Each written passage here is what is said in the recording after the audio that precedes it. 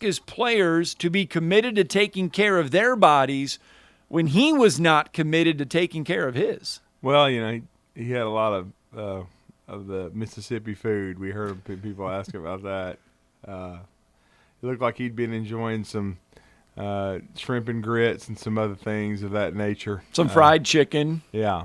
So he it probably there's the famous breakfast spot in Oxford. He was probably there quite a bit. That I know it's a spot that I know. I read about it years ago. I know that I think it's a gathering maybe in downtown or something. I can't say that I'm familiar because I've never visited Oxford, but I know that they have one. Oh, we got to get you to Oxford. It is so much fun. I've heard it is, yes, but I know they have a long-time breakfast spot that I'm sure Lane Kiffin was hitting up some red-eye gravy and some other things, so he needed to lose about 30, and I admire him for doing so. I probably need to do the same as well. According to a website, the three best places, and I don't know if these It's similar to the one in Tuscaloosa, like the Waysider. It's called there's one that's called the Big Bad Breakfast, the Beacon, or Luza's Pastry Cafe. I don't think he's going to a pastry cafe. No. But that doesn't sound right. This was back in the late 90s. Yeah. When Peyton Manning was about to make his decision about what school he was going to in the mid to late 90s. And well, Big Bad Breakfast, they say, is considered a favorite by the students and locals. So maybe this place that's finally it. didn't survive. I don't know. This was I was reading an article years ago, and they were talking about Peyton, and they were having a hard time coming to the fact that and fathoming him not going to Ole Miss, but which he did not, and Arch won't either. 0% for Arch going to Ole Miss. if he wants to win. He's visiting all kinds of schools. He's on that tour, and there was a lot of talk the other day. I read something about Louisiana and Billy Napier. Don't rule out a Louisiana and a Billy Napier. Of course, everybody's putting everything out there, but yeah, I did see something. But Lane Kiffin, 30 pounds lighter. And he says he remembers seeing a picture of himself, quarterback John Rice Plumlee, and his father, Monty, from the Outback Bowl. And he says his dad is 81 and looks great. And there he goes, and there I was. He says he got to work thanks to a strict diet and exercise routine that included Pilates and yoga. He also started running again. At one point, the 6'3" Kiffin said he got up to 245 pounds. He's now down to 210. Nice. Good job. Good job, Lane Train. Let's go to the Neighbors Wealth Management Hotline. Mark is with us this morning. Good morning, Mark. Hey, morning, guys. Long time no talk to. Yeah. Yeah, no, yes, sir. Hey, I'm sorry about that. I've kind of been all over the state lately, so it's good to be back home and comfortable. I was going to mention, we talk about yo-yo diet. I guess Coach Saban, again, gets the national championship for consistency. I think he may have fluctuated a half a pound in 15 years. Yeah, well, and he's basically OCD. He eats the same thing every day. So yeah, especially he eats salad, and then I think they tweak it every 6 months, and they may add ham to it or something. I don't know. I just know that the routine is the same. Obviously, Lane Kiffin got a little off on his. Shocker. Hey, I was going to mention with Bobby Bowden, what a great guy. I did get a chance to meet him back in the day when he was he spoke at a function where I graduated from at Samford. And the thing I was going to ask you guys, and I should know this, but I listened to an interview on this station that Wes and them did, and it said that, he wanted to coach in Alabama. He was waiting. Was that right after Bear? Was he going to replace the Bear? No, it was later on. This was around the time Bill Curry was hired. And, and here's the thing. I mean, Wes Neighbors yesterday was like going off, on the fact we didn't get him. And I mean, it's in the history books now. Yeah. But the fact that, that guy, and when I was growing up, Florida State was the Alabama of today. I mean, I remember like, my God, this team can't be beat as a kid, you know? Yeah, I mean, they were a power. They dominant. Yeah, Mark. What really, when it happened was after Coach Perkins left to go to Tampa, and Coach Bowden. This was before he had not won a national championship at FSU. He had rebuilt them in 10 years, and I think he was ready to go to Alabama, and the timing seemed to be right. But Joab Thomas bungled it by making Coach Bowden interview instead of just bringing him in. Coach Bowden thought he was coming in to tour the campus and take the job. And when he got to campus, he was told he would interview with a few others, which was stupidity, and it sealed the fate for Job Thomas as being a moron. And, the other thing that a lot of people don't know is what he said on that interview was that got him, he was still willing to come even after that. He got back to Florida State, and he heard that they were still interviewing other knuckleheads, people that he didn't think were the caliber of Alabama, and he was like, man, I got a lot of respect for Alabama. I used to go to games with my dad, and, I know that's in the past and everything, but, man, he's a great guy. Hey, we lost an ambassador there. And I tell you, to me, he's the Coach Bryant. I know he's not going to get the legendary 315. I remember as a kid when Bryant died, and, I was in Birmingham, and, I mean, people were lining the interstate. I know Bowden won't be that, but I think he deserves that. Well, Mark, his impact at Florida State is every bit as important as what Coach Bryant did at Alabama. I mean, he saved Florida State University. He saved their football program because, I mean, it was bad. I mean, you heard yesterday, they were 4-29 when he arrived, and they were not very good. They were thinking about dropping it, and then within 2 or 3 years, he already had them in the Orange Bowl. So he was remarkable. What he did a great. He doesn't get enough credit for what he did at West Virginia before he came to Florida State. People really just focus on the Knowles, but Coach Bowden had a remarkable career. He did a great job at Howard College / Samford as well.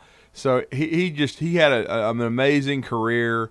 Every bit the Hall of Famer that anybody else is, as far as and had as big an impact on the sport as any coach ever. I mean, at Florida State, you heard Gene Williams as he joined us from War Chant yesterday. If you look around their campus and everything that's been built and all the football facilities, it's all because of Coach Bowden. Because if he didn't do what he did, they would not have done, they would not have stepped forward and been the powerhouse that they were, and they would not have invested in athletics like they have.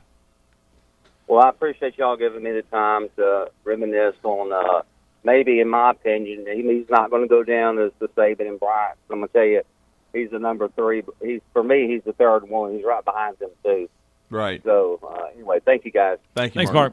And here's the thing. I know everybody, and that has been the most prominent story when it comes to Coach Bowden, was the fact that he came to Tuscaloosa wanting the Alabama job. That was the job that he wanted. He didn't want to have to interview. But the thing is he went back to Florida State, had all that success. There's no guarantee he would have had the amount of success that he had at Florida State at Alabama. There's no guarantee. You think he would have, and because of what he had, and we're basing that on the success that he had at Florida State, his long-term success. Well, the thing at Florida State is he didn't have the tools that he would have had at his exposure at Alabama. That is true. I mean, the booster structure would have been more vast at Alabama. He would have gotten facility upgrades like Nick Saban had gotten. They would have. Coach Perkins had already done some of that, but it would have continued to go to the next level.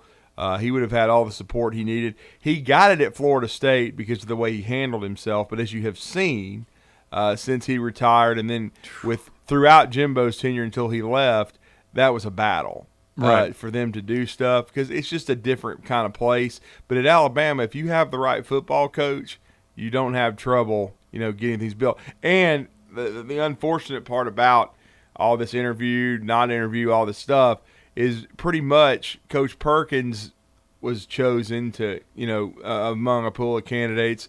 I don't really think there was a huge interview process. I think Coach Perkins was chosen. And then after that, everybody was chosen. It was Job Thomas who completely and utterly blew it and then he made one of the Where did he come from? Well, he was an academician, and he made one of the stupidest comments in the history of the University of Alabama, saying that Alabama didn't need to be a football factory, that they needed to focus on the entirety of the university. Of course you do that, but you don't say something stupid like that, and that's why he was ceremoniously run out of town and should have been. Did he really? Oh, yeah.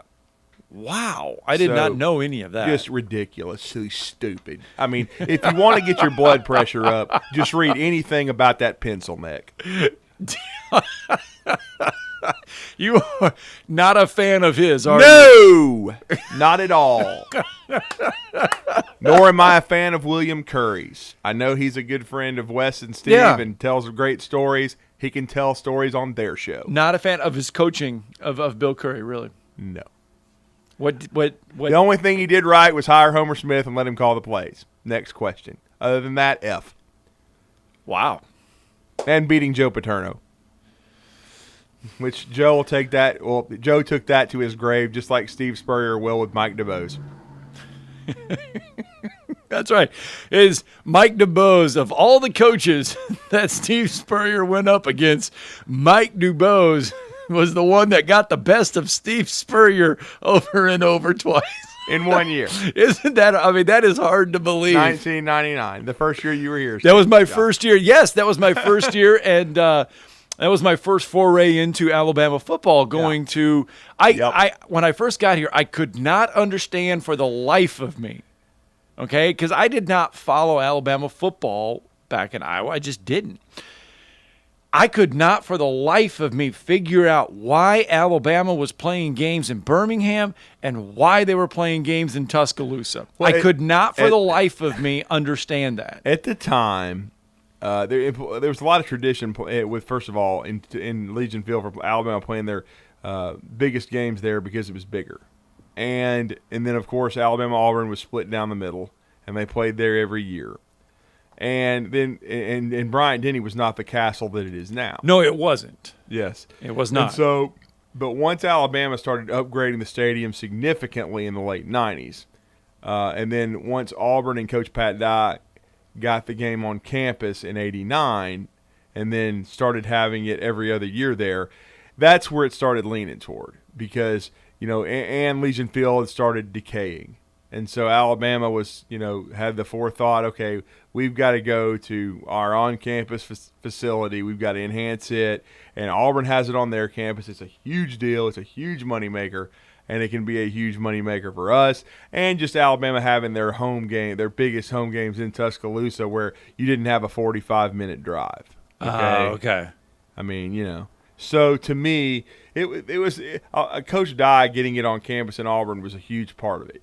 Because otherwise it was split down the middle like the Jacksonville with Georgia and Florida and like the Red River rivalry and things of that nature. And so for many, many years, that was the traditional place.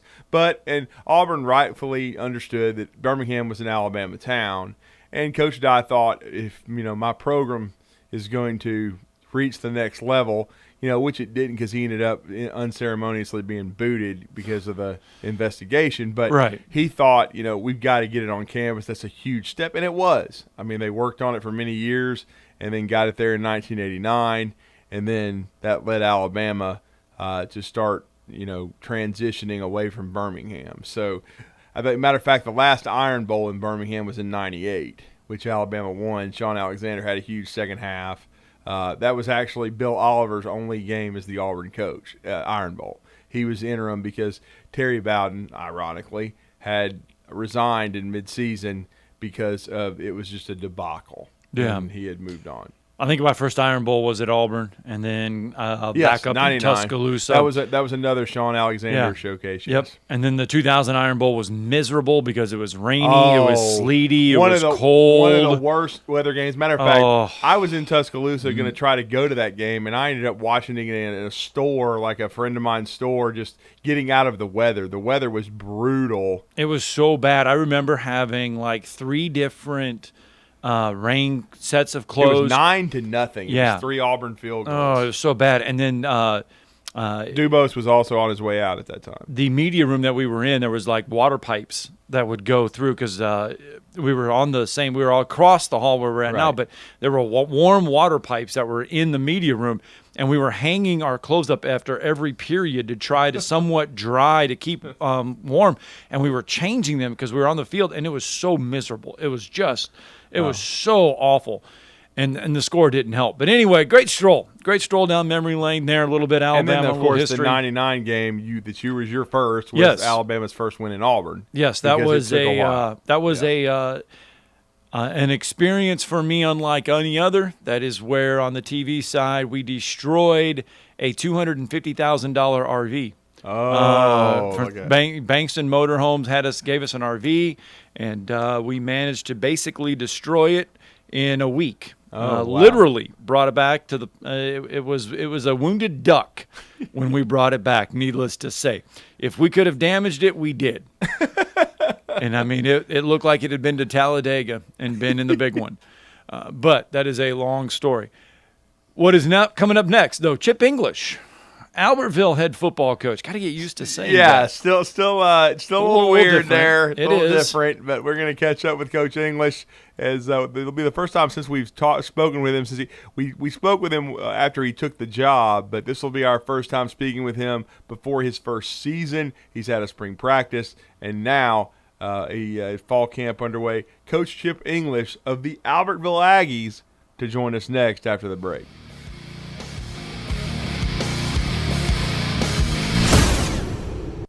You're listening to Talkin Ball on 97.7 ESPN, The Zone.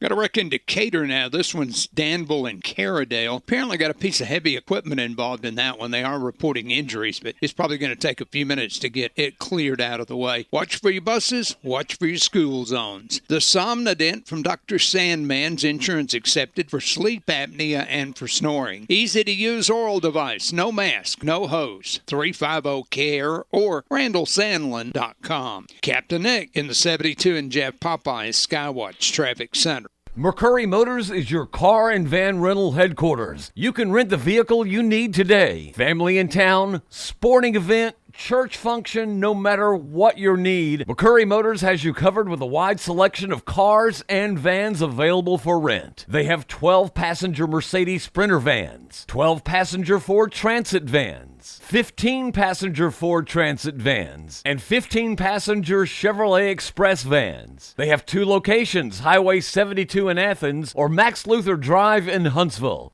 Wendy's only makes one kind of breakfast, your new favorite one. How do we do it? With fresh cracked eggs, oven-baked bacon, and flaky croissants. You know, the things your old breakfast wasn't doing. So toss that old news and its soggy eggs somewhere useful. And get to Wendy's, where the sausage, egg, and Swiss croissant, bacon, egg, and Swiss croissant, and honey butter chicken biscuit are just 2 for $4. Choose wisely. Choose Wendy's 2 for $4. Limited time only. Single item at regular price. Price and participation may vary at U.S. Wendy's. Everybody knows the fun begins when you get to the End Zone, where you can enjoy half-price apps every Wednesday, Thursday, and Friday, half-price burgers every Tuesday, plus late-night pizza specials and a spectacular menu that includes jumbo wings, half-pound burgers, Tex-Mex, and an incredible selection of craft beer, and plenty of big-screen TVs. It's all happening at the End Zone, 1851 University Drive, 2030 Cecil Ashburn at Jones Valley Station, and coming in early 2022, Mid-City End Zone at 1115 McMurtry next to the Target Shopping Center. Sitting here with Ann Adams of Berkshire Hathaway Home Services, Rise Real Estate. Is it a good time to sell your home, Ann? Yes, it is. We have people relocating from all over the country. Why should we choose Rise Real Estate? Well, we've been selling real estate in North Alabama for 36 years and have sold more real estate than any other real estate company, period. Do you help your customers through the entire process? Yes, our agents are with you during the whole process from start to finish, from beginning to end. In your relocation services, you have a whole team. Yes, we have a dedicated relocation department helping customers move seamlessly into the area. Ann Adams has been writing contracts for the last 36 years. She has the experience to help you list and sell your home, downsize your home, or help pick the perfect spot north of Alabama for you to build a future. Call Ann Adams at 256-337-2625 or on the web at www.bhhsriserealestate.com.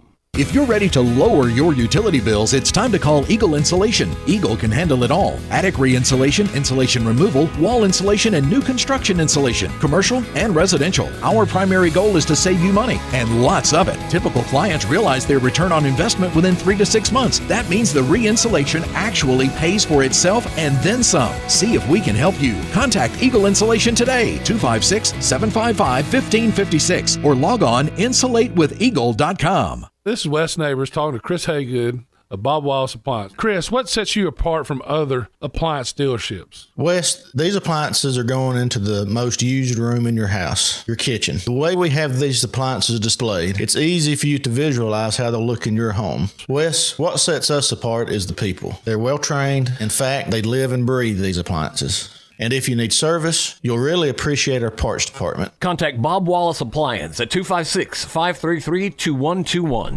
From the WZDX Pin Point Weather Center, I'm Chief Meteorologist Jordan Dressman. Not a bad Tuesday across North Alabama, southern Middle Tennessee. A fair mix of sunshine and cloud cover. Temperatures rising into the low and mid-90s. Heat indices in the upper 90s, lower triple digits. Scattered showers and thunderstorms are possible through the heart of the afternoon, early into the evening. At the end of the day, many of us are going to be dry. This is essentially a rinse and repeat process as we head into Wednesday, Thursday, and Friday. I'm Chief Meteorologist Jordan Dressman on your home for ESPN Radio, 97.7 ESPN The Zone. Football season is here. Javier Arias is going to take it to the house. 80 yards. Touchdown, Alabama. 97.7 ESPN, The Zone. This is Eli Gold, voice of the Alabama Crimson Tide. Now more of Talkin Ball with Scott Theisen and Drew DeArmond on your home for Crimson Tide Sports, 97.7 ESPN The Zone. Roll Tide. Eli Gold helping bring us back from break. The Alabama Crimson Tide, Miami Hurricanes will meet in a few weeks in Atlanta, Georgia. What will happen next week on a Thursday night? The Albertville Aggies will kick off the new season as they travel to Arab to play a game on the new turf over there at Arab, by the way. They got a new field turf in there for the Arab Knights, so they'll play there. But it also ushers in a new era for Albertville Aggie football. Yeah, and we're still getting used to it. We had him on when he took the job. It's a very difficult decision because of what he accomplished in 4 years. A remarkable job he did at Grissom. First state playoff berth since 2004 last year when they go 6-5. The real highlight of last season, of course, a huge win at Florence in some inclement weather to clinch that playoff berth. He was a great friend to us and still is. We're just getting used to being in red and black. That's what we're talking about. But we know he's going to do a remarkable job there as well, as he is the new head football coach of the Albertville Aggies in Marshall County. And that, of course, is Chip English, and he's been good enough to join us this morning on the Neighbors Wealth Management Hotline. Coach, it's great to have you back on the show. Talk some more Aggie football. How are you doing this morning? Good morning, Coach. Hey, how are you? Doing well, guys. I really appreciate you having me on, and I still feel like I'm a part of Huntsville a little bit. So I'm glad that y'all cover this area, and I am getting used to wearing the red and black. So that's I had to kind of clear my wardrobe and flip it over. Hey, we understand that, Coach, and I got to tell you, before Scott delves into the conversation, we have here at 97.7 The Zone during my time done games of the week, and we've done an Albertville-Gunnersville game. So we cover Marshall County pretty extensively, and we're looking forward to tracking your program building. You go from the Huntsville-Grissom rivalry to the oldest rivalry. State. Yeah, Albertville and Gunnersville. Yeah, I'm the more and more I'm down here, the more I learn about it. So I'm excited to kind of get into it, and that's week 10 for us. Yes. Well, Coach, let's talk about it. The last time we did have a conversation with you, Drew alluded to it. That's when you took over the Albertville job. You've gone through spring. You've gone through off-season. You've gone through some of fall camp. You're about a week away from the season. How have things kind of progressed? They're progressing really well. You know, I thought we had a really good spring. We played the sorry, I'm in the school and you hear the announcement. But what's for lunch today? Yeah, that's the question, right? Yeah. No, we had a good spring. We faced Lee, and they do a great job up there with that new staff. And And so being able to kind of show what we had and show our weaknesses too and what we needed to work on. So, and then we went into summer, had a great summer, with our strength and conditioning staff, and our coaching staff did a great job at implementing some of the things that we wanted to do here at Albertville. And so fall camp's been good. It's been a grind so far, and we're ready to get into the season. No question about it. And I got to believe with the Albertville, I'm very familiar with the community. Of course, I have a lot of family in Guntersville, so both of the cities kind of revolve around the programs. I have to, believe that going into the first game in a little over a week, that there's a lot of energy and enthusiasm and anticipation right now. There is. I tell you, I've been overwhelmed with the support from the community, and that's the one thing that I can say about Albertville is when I come to town or when I drive through, everybody supports me. I've had 2 people stop in my office this morning, just checking on me, making sure if I needed anything, just telling me go Aggies. So board members, the superintendent's been great, the principal and the administration here at Albertville is great. So. Just very welcomed, and you're right. They're centered around some Aggie football. Well, obviously it gets underway on Thursday night. A week from Thursday, you travel to Arab to get things started, Coach. And what have you learned from this team right now through the first couple weeks of fall camp? Yeah, we're young, and that's a good and sometimes bad thing, but we're taking it as a really good thing. We're going to put a lot of kids on the field. Sometimes I can get to a rhythm where I'm only putting, about 24 kids on the field total. But I really think now we're going to be able to put 30 plus on the field on any given Friday. So building that depth through fall camp is going to be huge, and we're doing that so far, and kids are responding the way we want them to. So really excited to kind of see how we react that first game and what that looks like for us. Well, and talk about Coach, and we you're not going to give away the game plan, but you were multiple. I felt like at Grissom on both sides of the ball. You guys did a great job defensively. I thought, especially last year, once you had your culture set and things of that nature, and then offensively, you were very balanced. As you've evaluated your personnel in year one in Albertville, kind of give us a little bit of an overview of what you and your staff are planning a little bit. Well, for one, Albertville allowed me to bring in quite a bit of my staff from Grissom. So right. I was very blessed with that, and bringing my defense coordinator over. He's going to kind of implement a lot of the same things, but, we're always evolving as coaches. You know what I mean? There's always things that we can learn and grow from, and we took that experience last year, and as good as it was, we still feel like we could do better. And as far as our performance as a coach, so that's what we're going to do, and we're going to be similar. We're going to have similar approaches to what we do because we believe in that process. But we're going to sling it around when we can. We're going to run it when we can too, and defensively, we're going to run to the ball. We're going to get ball carriers to the ground, and so. Our style of play is going to be very similar. Obviously, little plays and little blitzes, little things that we do might change. But overall, we're going to kind of get after it, and we're going to put the best 11 on the field. You're going to see some guys go both ways, and which I think is a little bit different than people have seen in the past from Albertville. And so our style of practice is very intense. And, we have guys learning on both sides of the ball, which is fun for those guys. To get an opportunity to prove themselves in more than one position.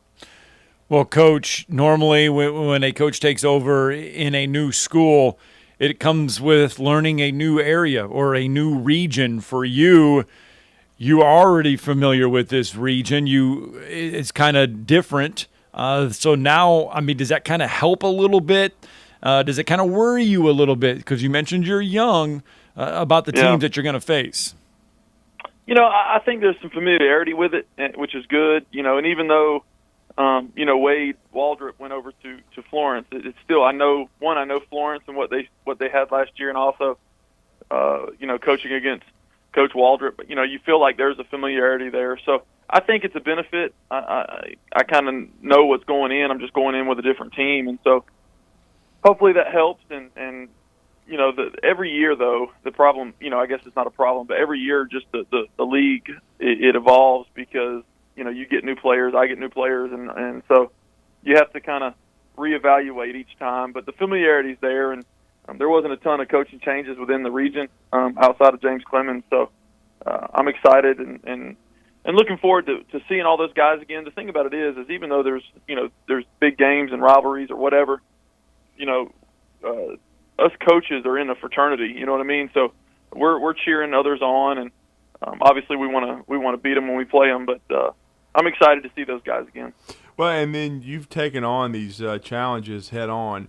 West Caldwell had not had a lot of success until you were there for the 3 years and turned it around.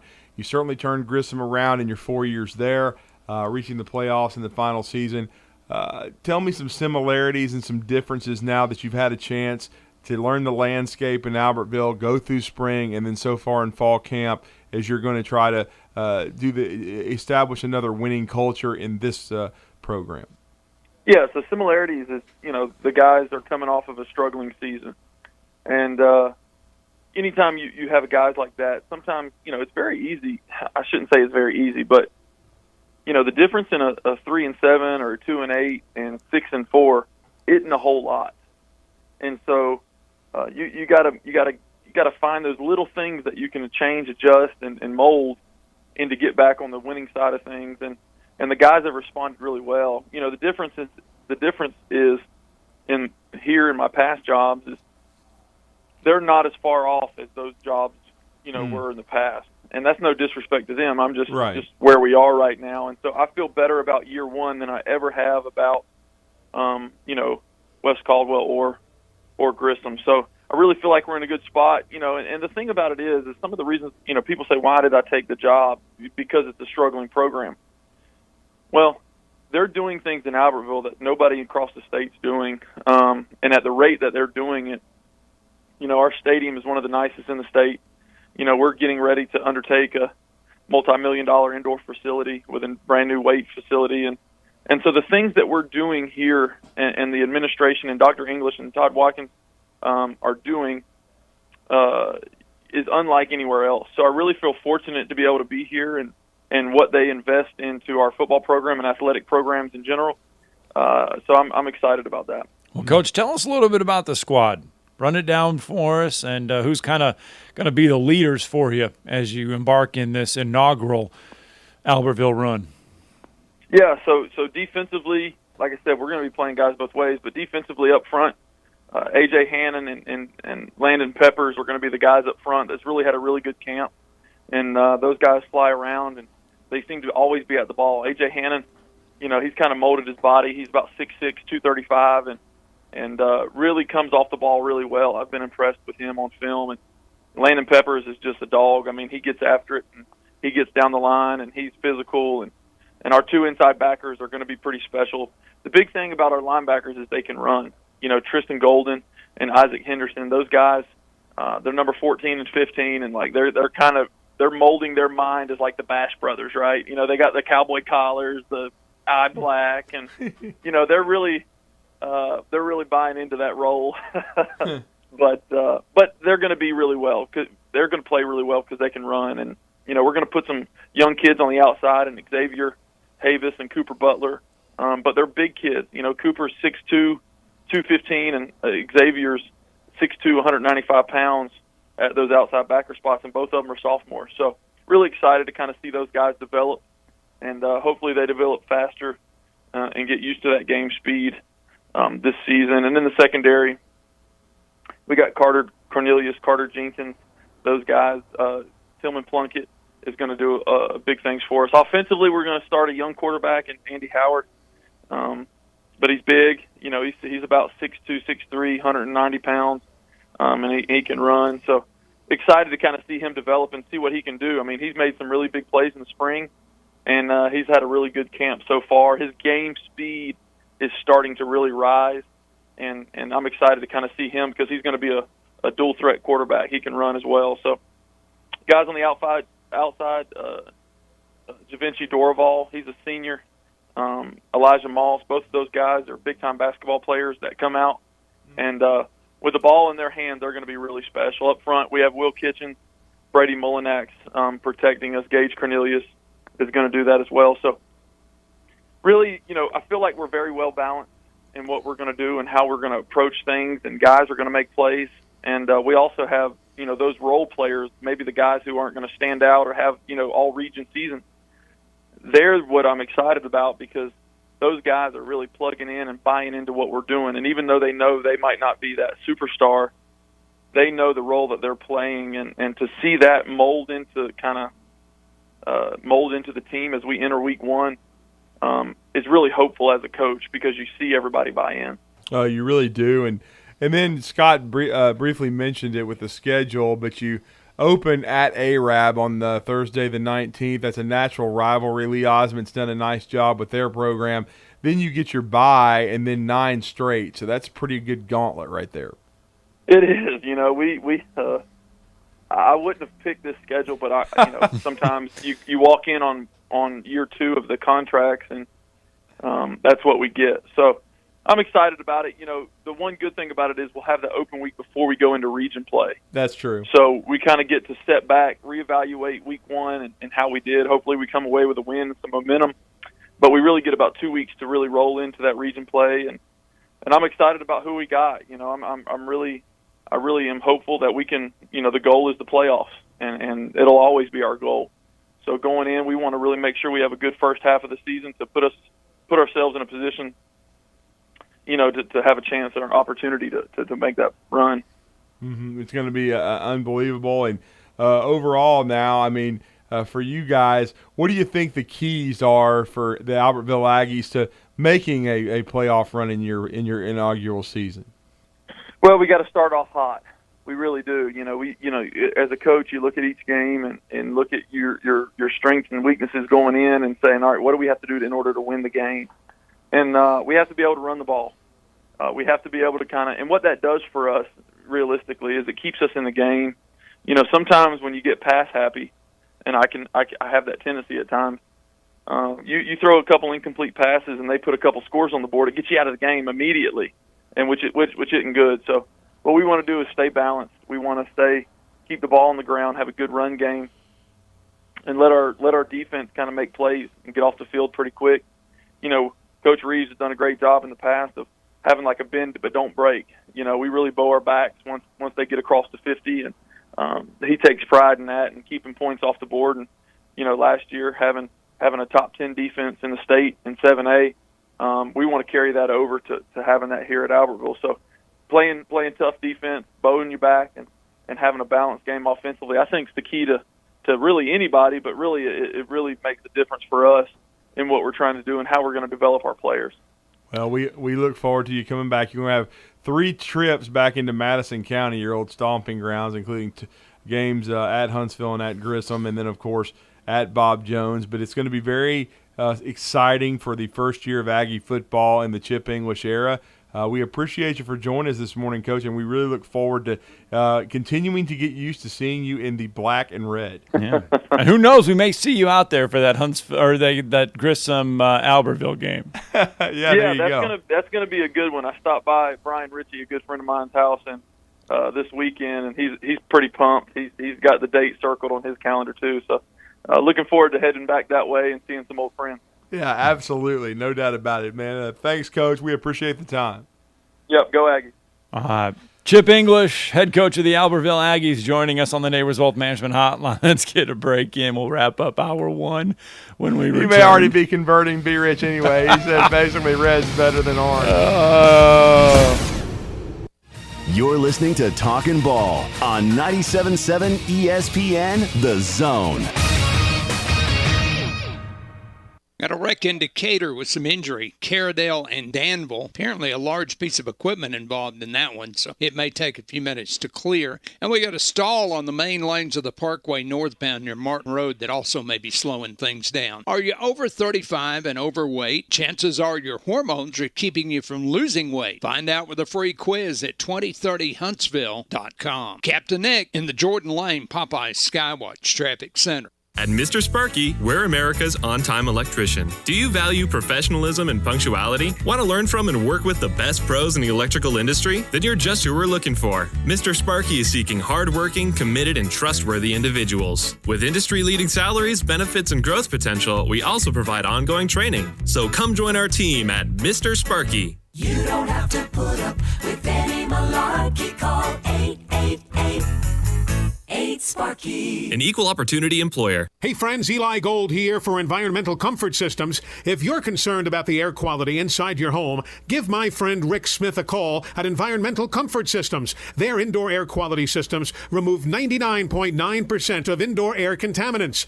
Give the trusted professionals at Environmental Comfort Systems a call or visit them online at envcomfort.com and see how comfortable you can be. Breathe cleaner air today. Environmental Comfort Systems, Alabama license number 92314. McCurry Motors is your car and van rental headquarters. You can rent the vehicle you need today. Family in town, sporting event, church function, no matter what your need, McCurry Motors has you covered with a wide selection of cars and vans available for rent. They have 12-passenger Mercedes Sprinter vans, 12-passenger Ford Transit vans, 15-passenger Ford Transit vans, and 15-passenger Chevrolet Express vans. They have 2 locations, Highway 72 in Athens or Max Luther Drive in Huntsville. Take your taste buds back in time with a trip to the all-new Bubby's Diner, offering a variety of mouth-watering food, from delicious starters to 50-style diner food and meat and 3 meals, featuring owner and Huntsville native Chris Bubby Belcher's family's homemade recipes. Open for breakfast, lunch, and dinner at 8412 Whitesburg Drive in the former Gibson's Barbecue. And you can enjoy $50 worth of delicious Bubby's Diner food for half price with this week's Zone Deal. On sale now online at 977ESPN.com.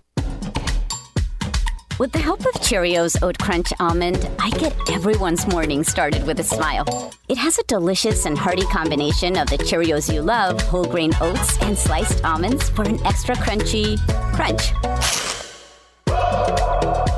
That's how I set the rhythm for a great day. Look for Cheerios Oat Crunch Almond in your local grocery store. This is Wes Neighbors talking to Chris Haygood of Bob Wallace Appliance. Chris, what sets you apart from other appliance dealerships? Wes, these appliances are going into the most used room in your house, your kitchen. The way we have these appliances displayed, it's easy for you to visualize how they'll look in your home. Wes, what sets us apart is the people. They're well trained. In fact, they live and breathe these appliances. And if you need service, you'll really appreciate our parts department. Contact Bob Wallace Appliance at 256-533-2121. Forgiveness. Wow, what a word. What a gift. All of us have done things in our lives that we regret. All of us have done things that are disobedient. All of us have sinned and fallen short of the glory of God. Thank God for his forgiveness. Thank God that he separates our sins as far as the east is from the west and remembers them no more. Hey, I'm John Dees, pastor of Cross Point Church, smack dab across the street from the YMCA in Madison. Check us out at cpcfamily.org.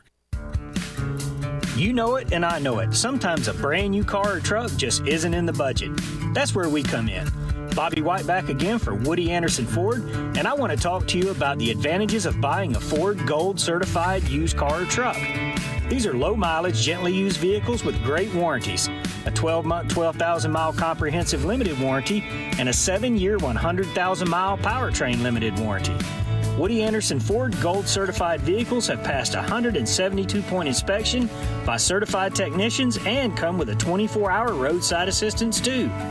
You'll also get a Carfax vehicle history report and 22,000 Ford Pass reward points to use for future scheduled maintenance or other accessories. Plus, before you leave in your gold certified used car, we'll be sure to give you a full tank of gas and a fresh oil change, even new wiper blades. Gold certified vehicles at Woody Anderson Ford. Hope to see you soon. This segment of Talkin Ball is brought to you by University Kia, the #1 volume Kia dealer in the state of Alabama. Located online at universitykia.com. All right, 7:50, 78 degrees as you make your way into work, into school, wherever you may be headed. And Drew, I just got to thinking. We just got done talking to Chip English, head coach of the Albertville Aggies, and we did. Absolutely. They start on the 19th. Mm-hmm. The 20th high school football season starts. Yep. 2 weeks after that, we get the college football season, and you know what that means? That means we are ever so close to hearing from Grady the Greek once again. Yeah. We are counting down the days till we hear from Grady the Greek. I just realized that he'll be in 4th grade this year. The 4th grade, let me hold it. Let me, I got to say this slowly. I'm screwing it up.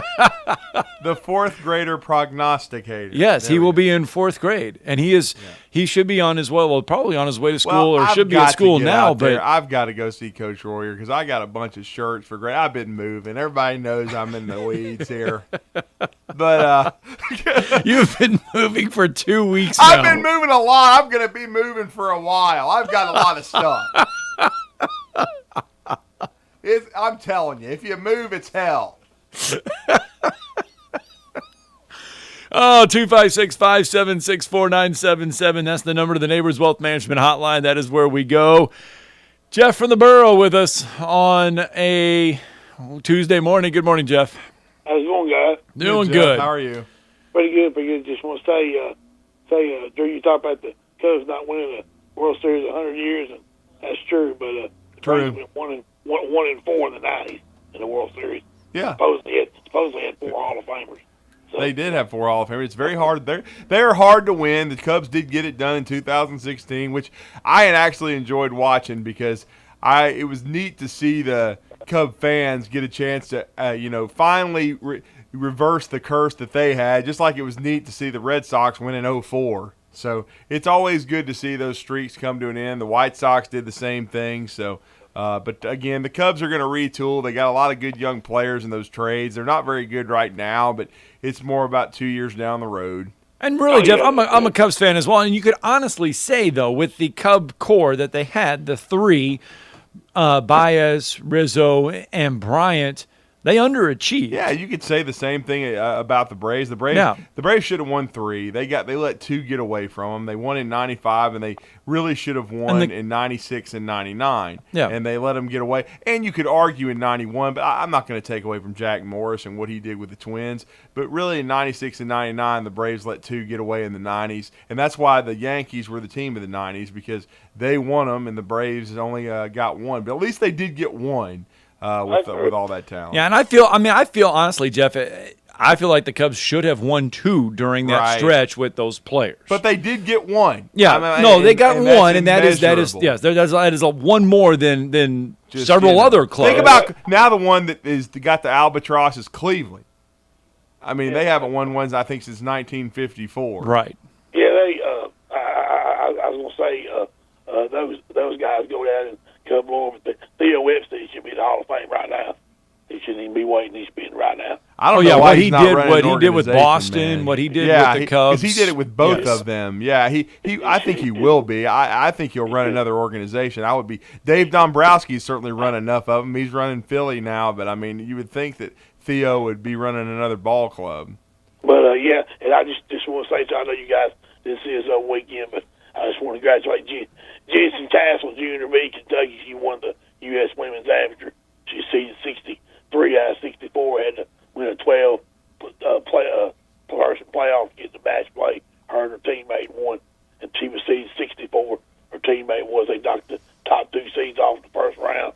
Then she just got hot, and she beat the number 2 player in the world in the semifinals. But she didn't even pack enough clothes to stay for a week. She didn't pack enough golf balls either. She used one golf ball for 5 rounds, so she had to wear the same outfits, I think 2, 3, 4 times in a row.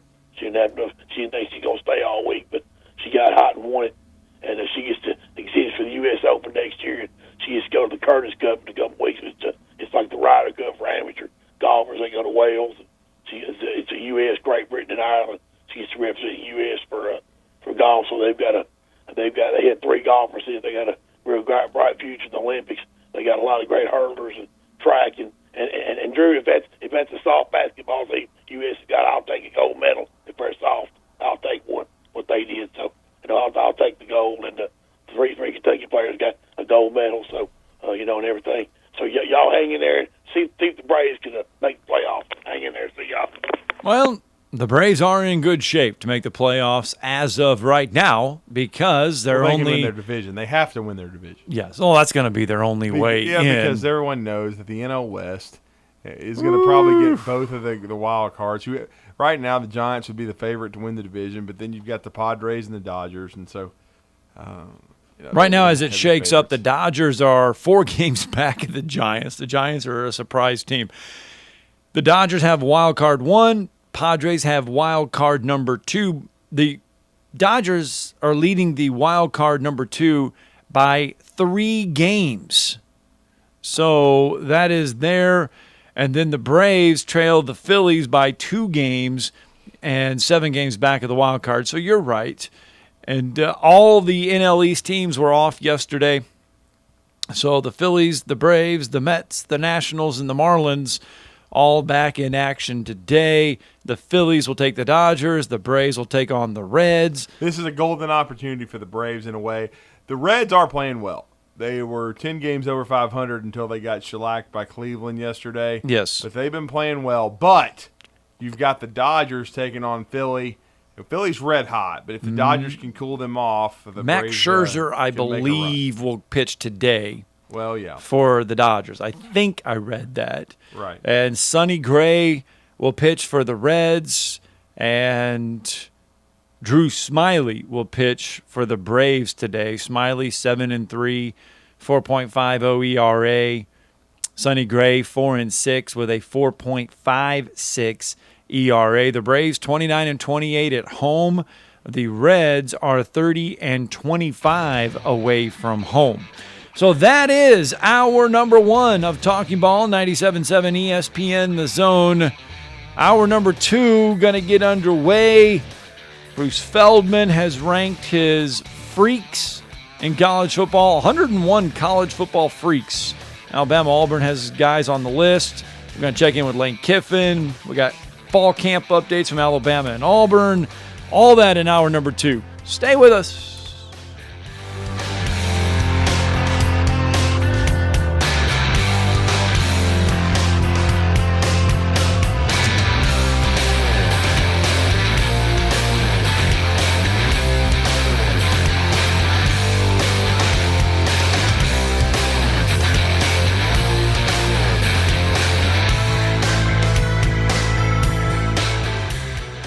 Hey folks, this is Arthur Seaton, managing partner of University Kia, here letting you know we are proud supporters of Madison Academy football. And a quick shout out to my son, Avery Seaton, number 19. Stop into University Kia today and shop our large selection of new Kias, including our all-new Telluride 8-passenger SUV, the stylish new K5, and the sporting new Seltos.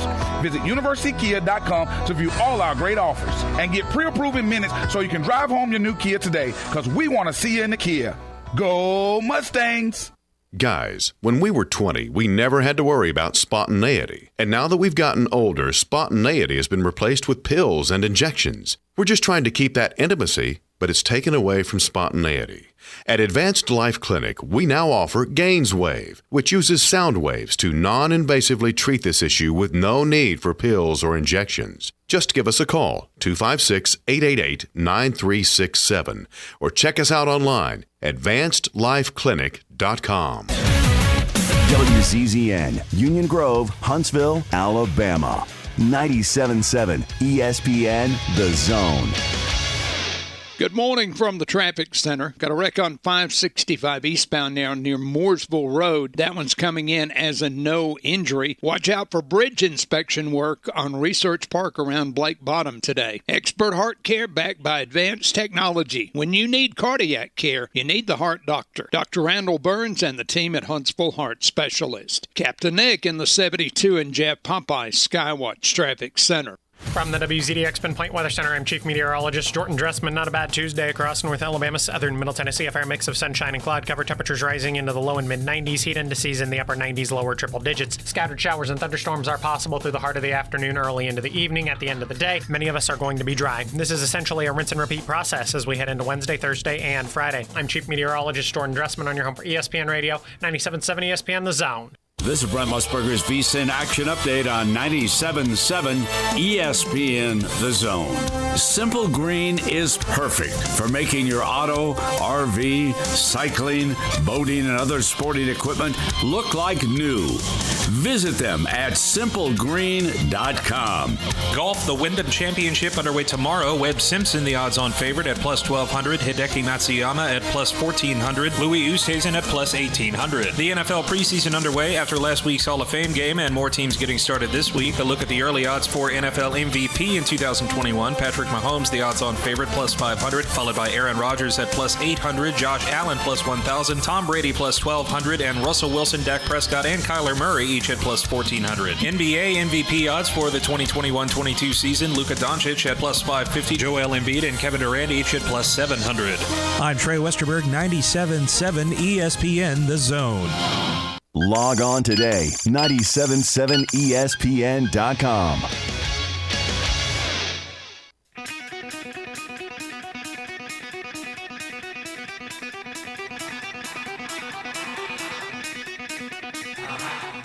Welcome to Talkin Ball with Scott Tyson and Drew DeArmond. Call into the Neighbors Wealth Management Hotline now, 256-576-4977. That's 256-576-4977. Now, here's Scott and Drew. It's hour 2 of Talking Ball, 97.7 ESPN The Zone. I can't help but do this, Drew.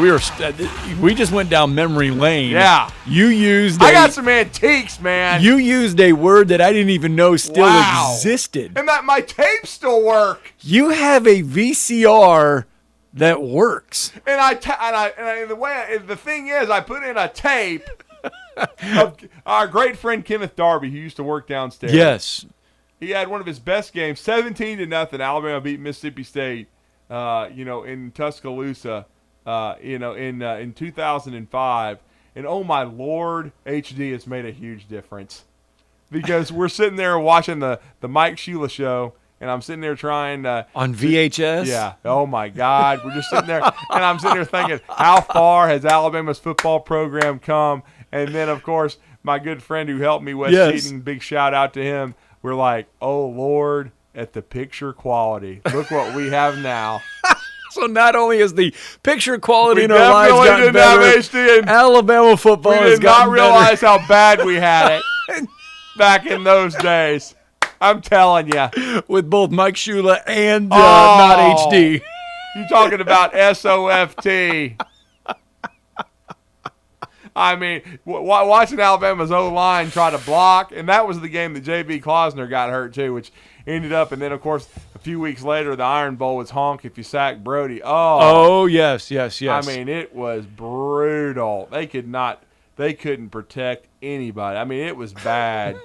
And you forget, and Brody, boy, he could throw a football. Man, he was skinny. I'm telling you. It's just like you're sitting there watching the film, and you're like, Lord Almighty, just be thankful for what you got now. I mean, even though the great D'Amico Ryans and Roman Harper played on that team, and they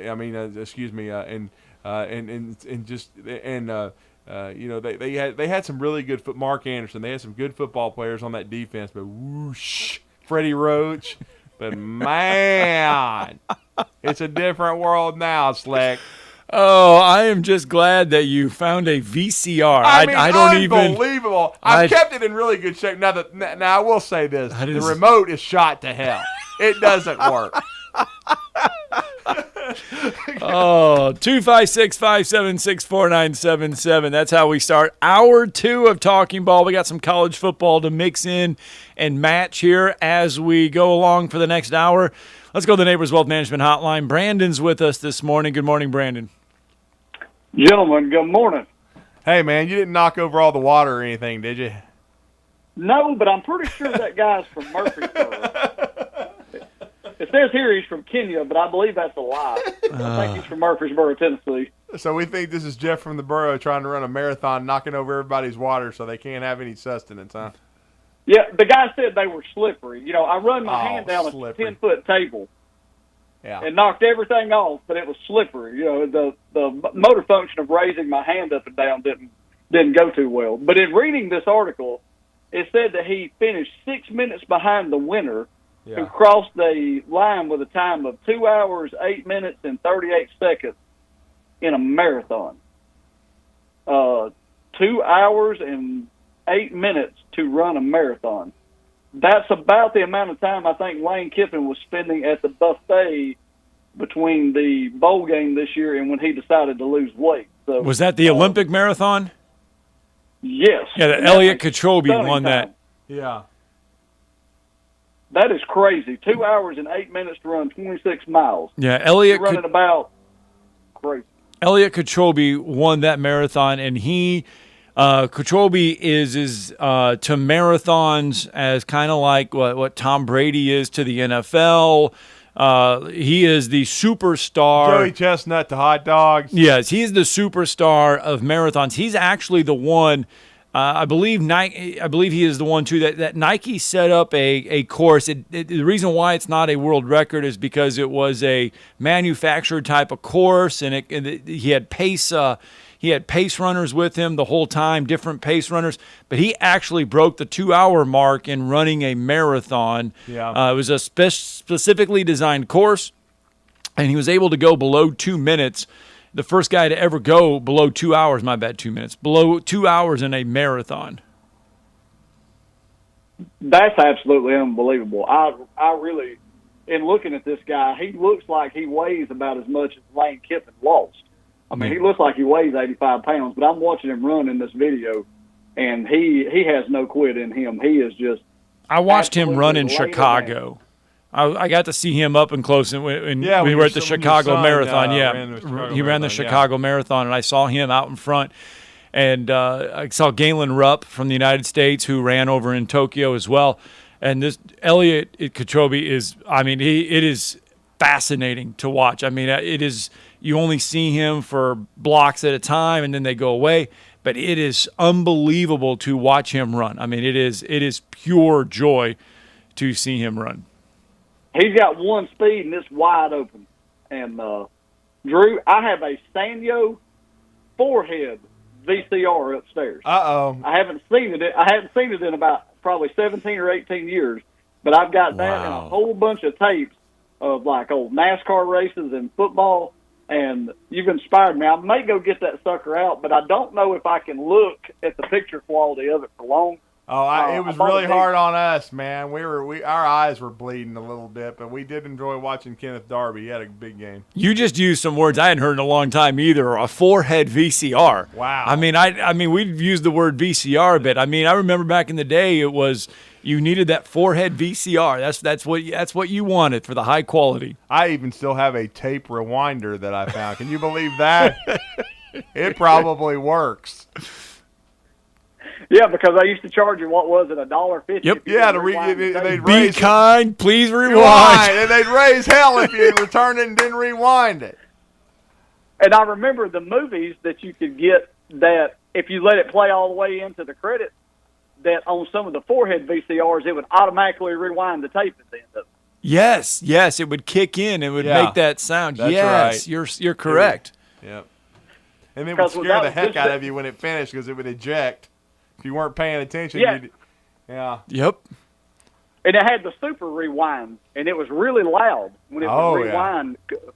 So I remember that, and I may go upstairs and dig that thing out and see what it looks like on this 86-inch LG I got.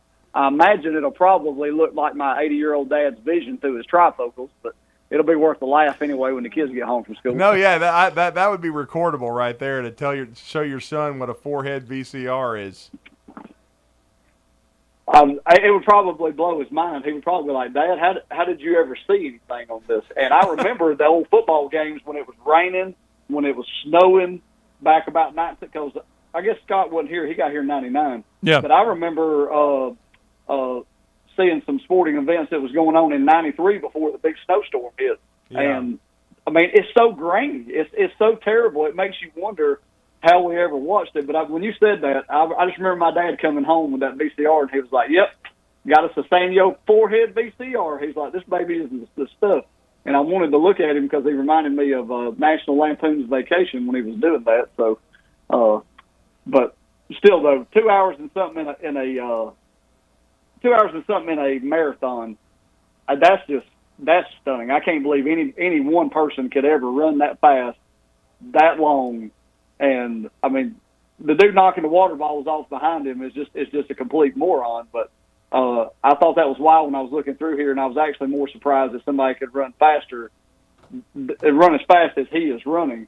And what I'm really amazed at is Scott immediately knew who he was without me telling him. So we could tell Scott watches a lot of running. Well, no, my son is now a scholarship my son runner. runs. Yeah, my son runs, and he keeps me up to date on all of this. I would like to say that it was all me, but I know a lot more. And that when the runners were running, and they were starting to talk about their shoes and that they run with a carbon fiber plate in these shoes and it helps them and everything, I'm like, oh my gosh, I know exactly what they're talking about because I have learned all of that via my son.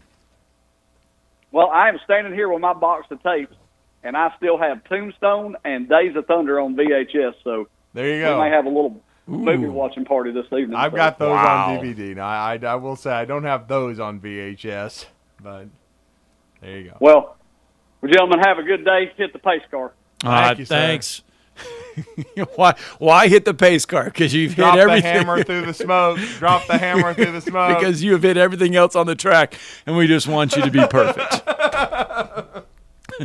Man, I tell you what, though, that is some great memories, though, bringing up a VCR, forehead VCR, be kind, rewind, all of that. 256-576-4977, because I can imagine a lot of people that are listening this morning set VCR to record games, whether it be the Braves games, the Alabama games, Auburn games. I used to tape every Alabama game back in the 90s, man. That's how you did it. You did it with a VCR. That's how you had to. And, boy, the drugstores loved me, man, because I would come in every week and buy tapes. Individual, either that or 3 or 4 or 5 packs. Got them everywhere, man. Still do. I wondered if they would be ruined. You know, they've been in the garage. I didn't know if they'd still work. That's amazing. Now, I mean, the quality, it probably did affect the quality a little bit, but still, I mean, you know, you plug it in there, and all of a sudden you're like, what in creation was this? What in the heck is this? And you're like, wow, this is the Mike Shula Show.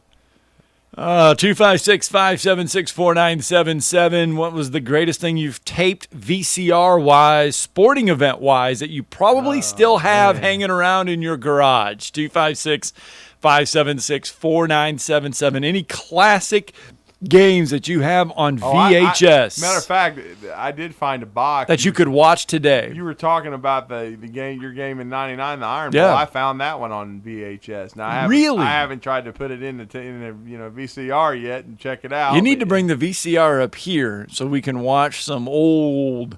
I hope I've still. I may have recorded it when Terry Henley said that Alabama wouldn't win that game because of Auburn's mystique. I'll never forget that. In 99? Yeah, then they couldn't tackle 37, so there you go. That streak's over. Yeah. And then a couple years after that, when they went back to Auburn, was that the year that 31-7? It was Franchione's first year. Yeah. They upset Auburn. Auburn was heavily favored in that game, but then Auburn paid them back in 2002, and that was when Fran was halfway to College Station, already ruining his career. Oh, yesterday, John Mechie III met the media and did not know the Canadian border, since he is from Canada, did not know the Canadian border was back open. He hasn't seen his family because he hasn't been able to go home. They haven't been able to see him because they haven't been able to come here. I actually hadn't heard about that, but yeah, it should make it easier for my family to come out and come to games and get down here. Like you said, I'm in camp and my schedule's pretty tight, so I don't think I'll be heading home anytime soon. Yeah, he can't get home, but his family now can come see him. That's a good thing. Yeah, I mean it is. Because that's the aspect of it people don't think about last year for these players. Yep. I mean, now they did have family members, some of them, that were able to make games, but many of them did not. They weren't able to see their families for months, almost a year. And look, with John Mechie, that's definitely the case because he is a Canadian. And then he did play in both Maryland and New Jersey as far as high school football goes. But he's kind of been a guy that's traveled the country to play football. And when you have, when your home base is out of the country, yes, it can be very, very difficult and emotional. You, of course, get a chance to Zoom with your family, call your family, but you don't see them in person. So it's very, very. I can understand why that would be very difficult. Tired of the Zoom stuff. Oh yeah, I think everybody is. It works. It's convenient as far as saves travel, but there's nothing like doing things in person. That contact, that one-on-one, that everything that goes on. Well, that's why it was so enjoyable going to Hoover, and yes, and getting some one-on-one time with coaches and players and media members. Why would you not want to go to SEC Media Days? I don't know. Come on, man! If you're given the opportunity, heck, some even are slick enough where they can get around even being turned down and go. That's all I'll say about it. Evan Neal asked yesterday about the difference between Bill O'Brien and the other offensive coordinators and how Bill O'Brien's kind of settling in to the Alabama system. It's been really exciting. Coach O'Brien, he definitely brings the juice, and he's definitely a great offensive coordinator. I'm just excited for this season, man. I'm excited for our team, and I'm excited for our offense. Steven, go ahead. Evan, you came from IMG, of course. J.C. Latham, also from IMG. Mm-hmm. What kind of tips have you been sharing with him as he's trying to transition as a new guy? Something that I've been sharing with J.C. is just, not be so hard on yourself right now, and be patient, because things are going to come. Just focus every day on getting better, focusing on fine-tuning his technique, the minute things in his game that he needs to get better at. I just tell him to take it one day at a time. All right, that's a little bit of Evan Neal speaking to the media yesterday, Drew. And then Brian Robinson Jr., Drew, was asked about his running style. Because last year we had the Najee Harris treat all season long.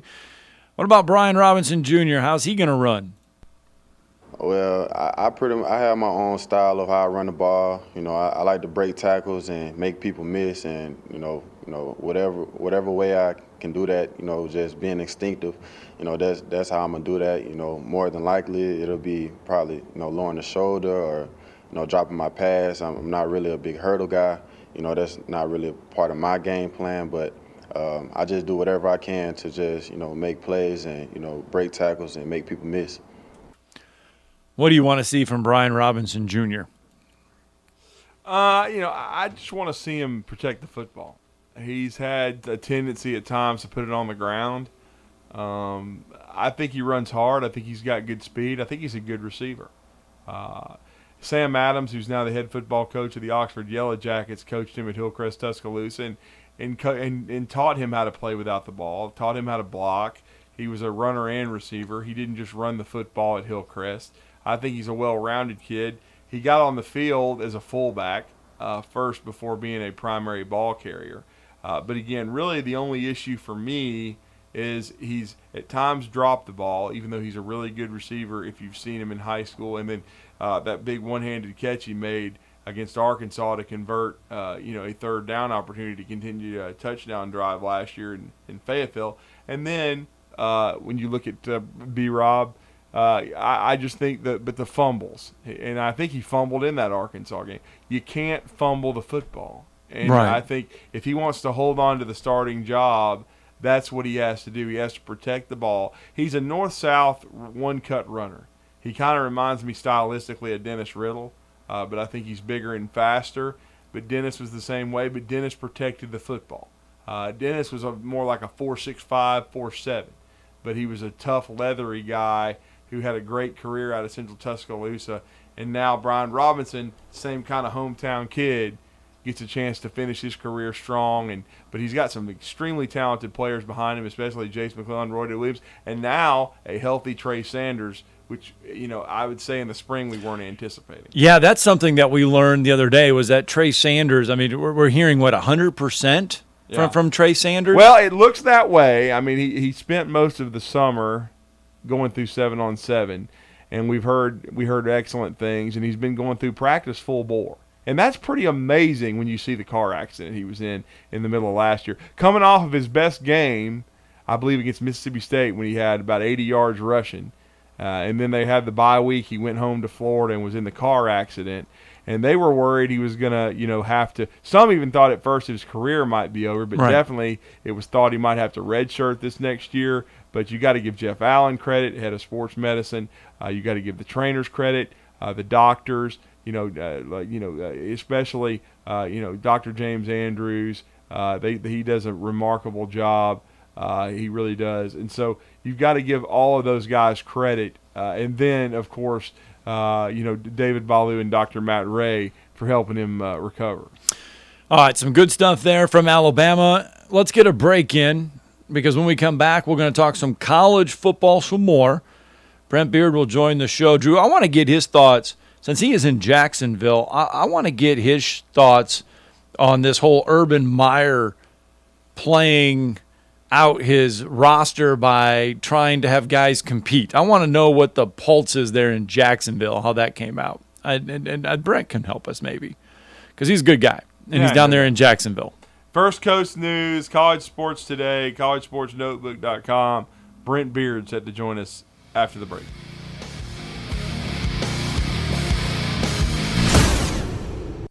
You're listening to Talkin Ball on 97.7 ESPN, The Zone.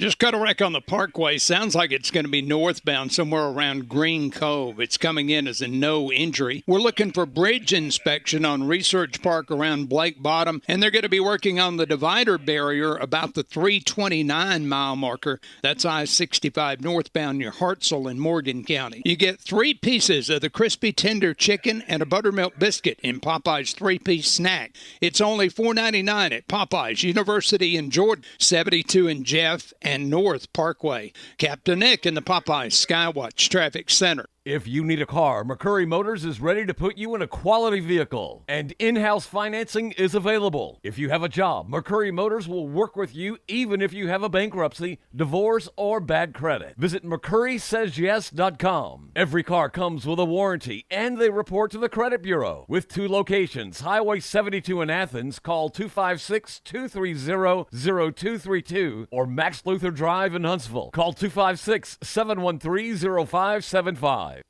Brooks & Collier has always been about making the most of your outdoors. Our lush greenhouse and new furniture ideas will inspire you, but we're also about value.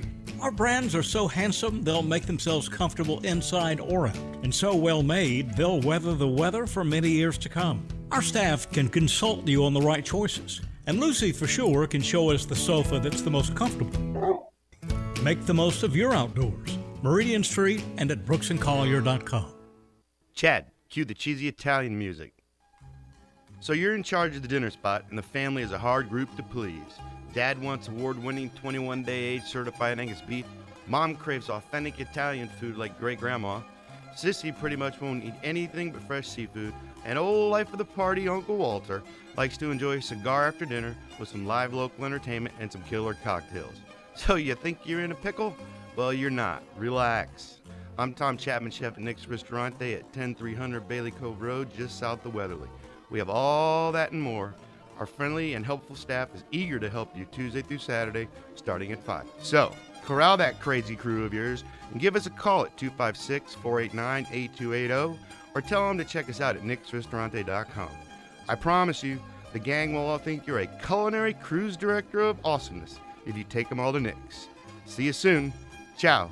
Okay, Chad, kill that music. Nick's is for patrons 19 or older. 2 maids and a mop. That's all you need to know to clean house. 2 maids and a mop is an award-winning company, bonded and insured. Hire them for yourself, or they have gift cards if you want to make someone else's day. Find out more online at 2maidshuntsville.com. A maid service worth talking about. 2 maids and a mop take care of everything. They supply all the cleaning equipment needed. Call 256-883-6243. The only finger you'll need to lift is the one to call them. Hi, everybody. Eli Gold here. Right now, indoor air quality occupies top-of-mind awareness for families and business owners. Rick Smith and the trusted professionals at Environmental Comfort Systems can take care of your indoor air quality concerns with their state-of-the-art indoor air quality solutions. Environmental Comfort's indoor air quality systems remove 99.9% of airborne contaminants so you and your family can breathe clean, fresh air. If anyone in your family suffers from allergies, or if you just want the security of knowing the air you breathe inside your home is free from viruses, bacteria, pet dander, dust, and odors, Environmental Comfort Systems are the professionals to call. Environmental Comfort also carries state-of-the-art, high-efficiency comfort systems that increase home comfort, keep humidity in check, and help you save money on your energy bills. Give my friend Rick a call or visit them online at envcomfort.com and breathe cleaner air today. Environmental Comfort Systems, Alabama license number 92314. In today's real estate market, you need the right professionals to help make sure your home purchase is smooth and hassle-free. That's where Jacob Title comes in. Stan McDonald and the staff at Jacob Title cater to the realtor and clients who are looking for a top-flight closing experience. Jacob Title uses the latest and best technologies to ensure a safe and secure exchange of funds, and they pride themselves on great communication well before and during the real estate closing process. Jacob Title in Huntsville and Madison, and online at jacobtitle.com. Everybody knows the fun begins when you get to the end zone, where you can enjoy half-price apps every Wednesday, Thursday, and Friday, half-price burgers every Tuesday, plus late-night pizza specials and a spectacular menu that includes jumbo wings, half-pound burgers, Tex-Mex, and an incredible selection of craft beer, and plenty of big-screen TVs. It's all happening at the end zone, 1851 University Drive, 2030 Cecil Ashburn at Jones Valley Station, and coming in early 2022, Mid-City End Zone at 1115 McMurtry next to the Target Shopping Center. From the WZDX Pinpoint Weather Center, I'm Chief Meteorologist Jordan Dressman. Not a bad Tuesday across North Alabama, southern Middle Tennessee. A fair mix of sunshine and cloud cover. Temperatures rising into the low and mid-90s. Heat indices in the upper 90s, lower triple digits. Scattered showers and thunderstorms are possible through the heart of the afternoon, early into the evening. At the end of the day, many of us are going to be dry. This is essentially a rinse and repeat process as we head into Wednesday, Thursday, and Friday. I'm Chief Meteorologist Jordan Dressman on your home for ESPN Radio, 97.7 ESPN The Zone. The Drive with Wes Neighbors and Steve Moulton. From today's headlines to the guests you want to hear from. Who wants to party? Listen in and join in. Weekday afternoons starting at 5. 97.7 ESPN The Zone. This is Paul Feinbaum. Listen to me coming up today at 2. Now back to Talking Ball with Scott Theisen and Drew DeArmond on 97.7 ESPN The Zone. High 828 on a Tuesday morning. It is 80 degrees here in the Rocket City. Safe travels into work, into school, wherever you may be headed on this Tuesday morning. Welcome back to Talking Ball. We've talked some college football to kick off hour number 2. Took a stroll down memory lane with some VCR knowledge. Kind of break down some more college football thoughts as we are fastly approaching the start of the college football season. Yes, we are, and one of our favorites, we were able to connect with him and see him throughout SEC Media Days. He's a fixture there each year. As we said, collegesportsnotebook.com. College Sports Today with Terry Norvell, and as we said, he does a great job as an analyst for First Coast News in Jacksonville, Florida, and that is our good friend Brent Beaird. Brent, good morning. We've been talking about VCRs in the first hour of the show. Do you have a VCR by chance still? Look, I'm sure I do at some point, yes, and remember them exceptionally well. So, look, guys, I'm sure I've got an 8-track somewhere to go along with that. Yeah, and Brent Beaird has one somewhere too, by the way, so... absolutely. Brings back fond memory. Listen, the worst thing about VCRs, you guys remember this? You'd be taping a game that you really wanted to watch, and then the tape would run out at the end of the first quarter. Yeah, exactly. Or either sometimes somehow it would get all wound up, and it would basically start malfunctioning, and then you were really in trouble because you couldn't save it. Well, Brent, we'd be remiss if we didn't start off by getting your thoughts on the passing of a legend in Bobby Bowden. We talked about it yesterday. We talked to Gene Williams, who I know you're very familiar with, warchant.com, who has covered Coach Bowden really since the 90s and was a student at Florida State and really, as he said, was able to see the run start in that mid-'80s all the way through the late 1990s and early 2000s, and then, of course, the end of his career at 80 years old. But a remarkable man, someone that impacted a lot of people and really saved Florida State football. No question, because they were really considering closing down the football program around the time that he was there. Now, I'll say this, and your listeners will probably remember this because Brother Brent and I were in the stands of Bryant Denny when this happened, was when Daryl Mudra, who was coaching FSU before the Bobby Bowden got there, FSU came into Bryant Denny. Of course, it was only Denny then, but in Alabama, I think this was Bucky Berry that hit a long field goal toward the end of the game, and Bama won that game by the hair of their chinny chin, which kind of started a little bit of a relationship with Florida State. But I had a chance to interview Bobby several times. He came to speak to one of the local clubs here, always gracious with his time, very funny. His faith in his family, incredibly important to him, helped so many people along the way.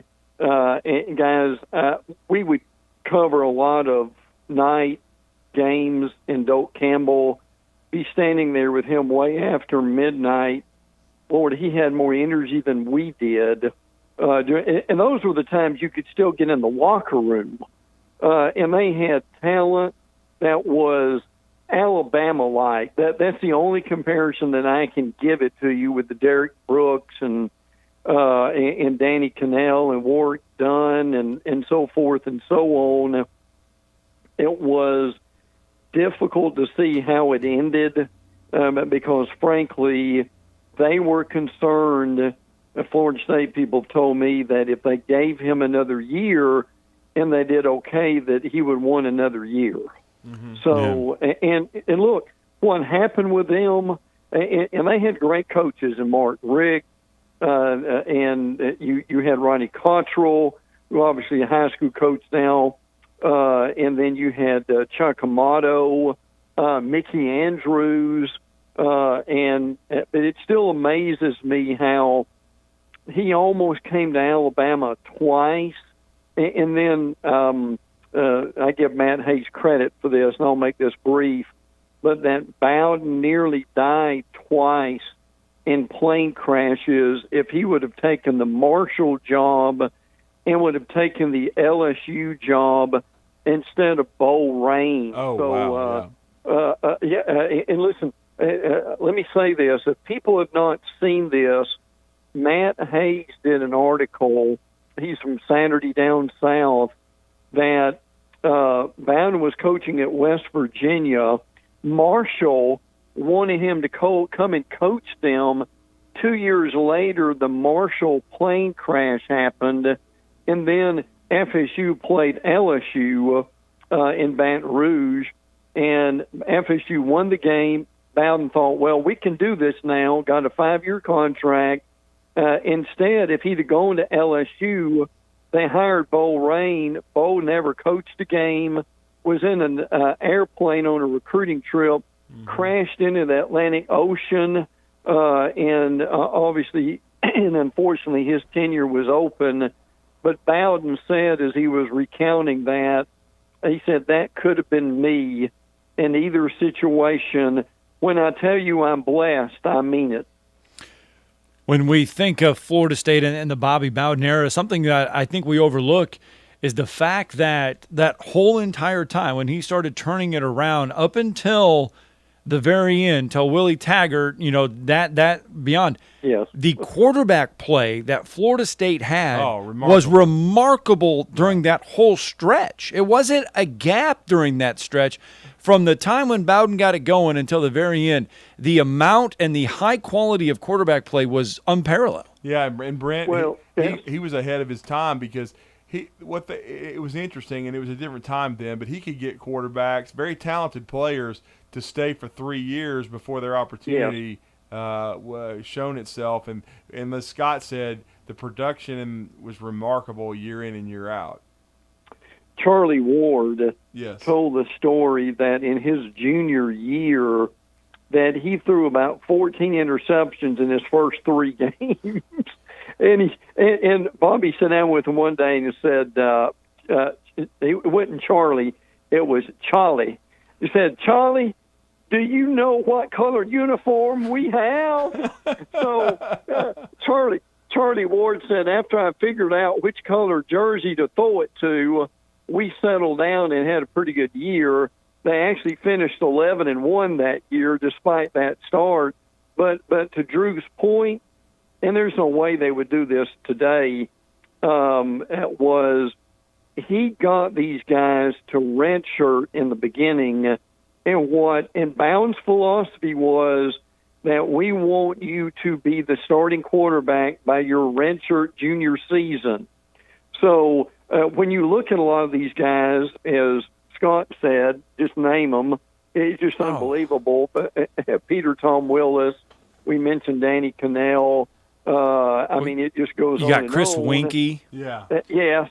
Oh, yeah, absolutely. And listen, Chris Winkie at that point, Scott, you guys remember this. Winkie looked like a tight end playing quarterback, that he was that big.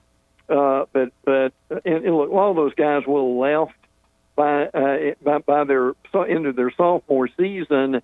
But that was his philosophy, and it worked, and it worked with all these players.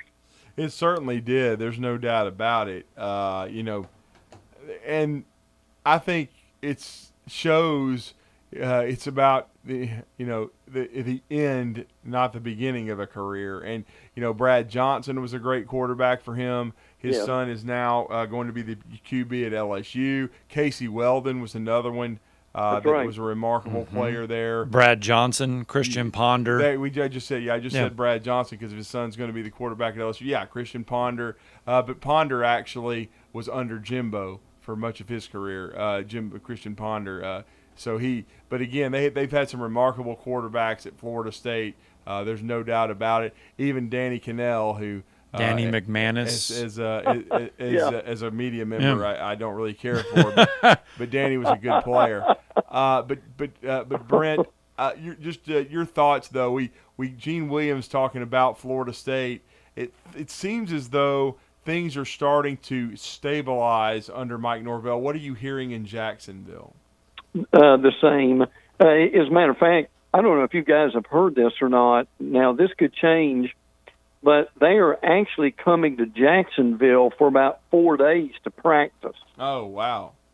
Now that's unusual, but that will be fascinating if they're able to do that. And now, number one, Mackenzie Milton is there from UCF. They're excited about that. Jordan Travis.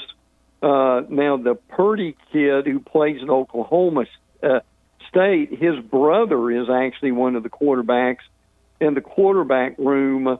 So they will be better. I don't have any doubt about that. They've started off in Notre Dame, and I think they could be anywhere from 6-6 to 8-4, frankly, before it's over. So they're headed on the right track. Now, guys, I'll also say this. It wasn't John Thrasher, the president, didn't call them, and the AD didn't call them. But I can tell you there are people in Florida State who want to get out of the ACC.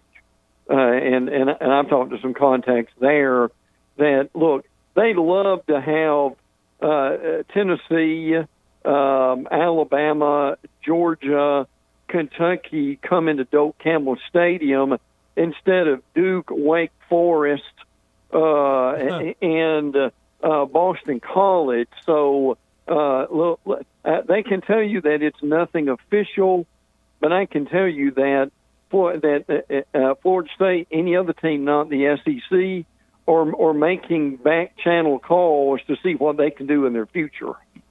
Wow. Yeah, very interesting.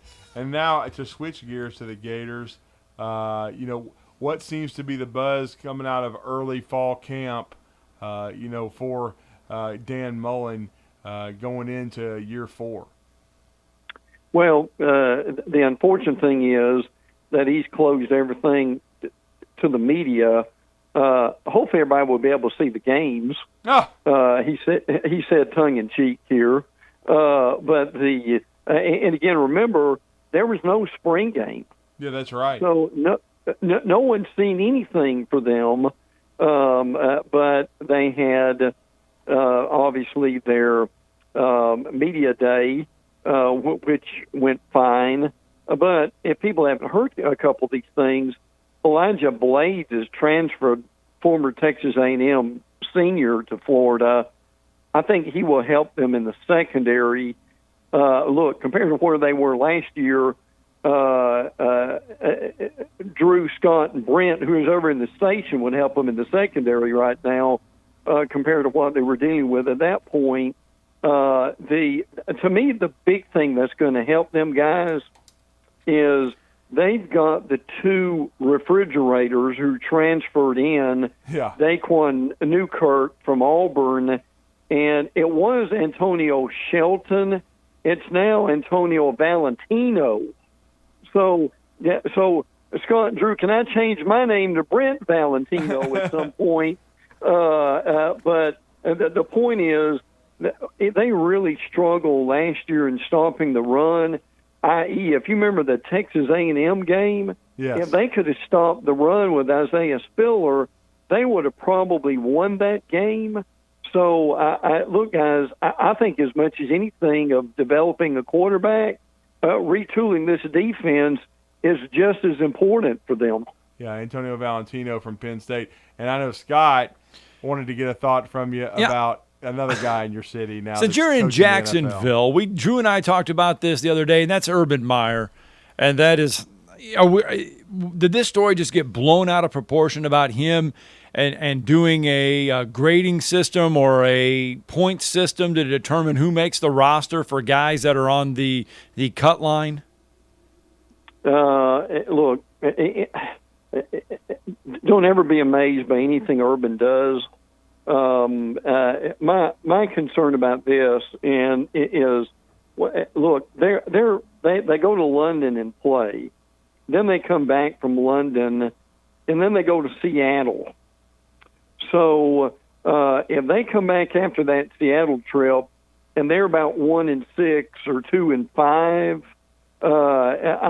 I'm really wondering where Urban's head's going to be at that point. Now, I have been told that he's tried to do the college approach that he did at Florida and Ohio State, and it worked there, at least to a point. And he's trying to do it down here, and they're just kind of tuning him out. So again, what people got to understand here is they've got Trevor Lawrence, and they'll go as far as he can carry them. And he's going to be, we think, a fine quarterback. But they're like a lot of teams. It's like we were talking about Florida State. You've got to rebuild the entire team. If you've got a quarterback, that's great. But do they have anybody who can catch the ball, run the ball, and protect him? That, to me, is almost as big a story as Trevor Lawrence. Yeah, no question about it. I'm going to be anxious to see what kind of success Urban has in year 1 in Jacksonville. Not a lot of expectations, but excitement with the young quarterback and some of the young talent that they have on that squad, and Travis Etienne. They're going to be reunited in Jacksonville as kind of that 1-2 punch. And can they make a run into the upper part of that division, or is it still going to be a rebuild struggle? Going to be very interesting. Brent, we always enjoy talking with you. Last question, any other things catching your eye on the landscape of college football as we get fall camps really cranked up around the country? Yeah, but by the way, keep in mind the AP poll comes out August the 16th, so people can be able to kind of compare there a little bit. I'm just going to run through a couple things real quick.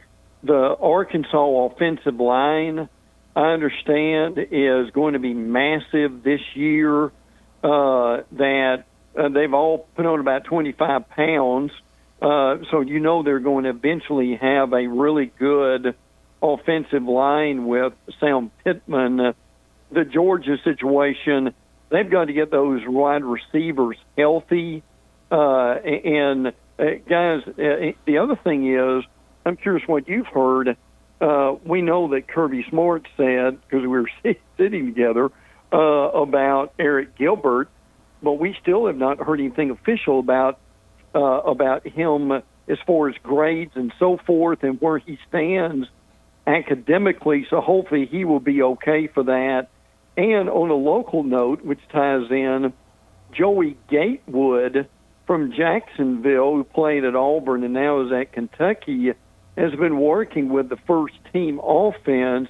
Going to be very interesting, guys, to see kind of where that situation goes. They got in Will Levin, if I'm pronouncing that right, from Penn State. Yes. So they think right now that Gatewood's made some progress. Bo Allen is in there too, but that's kind of an interesting quarterback battle on a football team that could surprise people this year.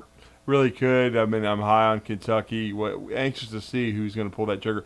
Mark Stoops, no spring game as well, and has kind of shut things down, trying to put in that new offense and the new philosophy, but keep that physicality and running game.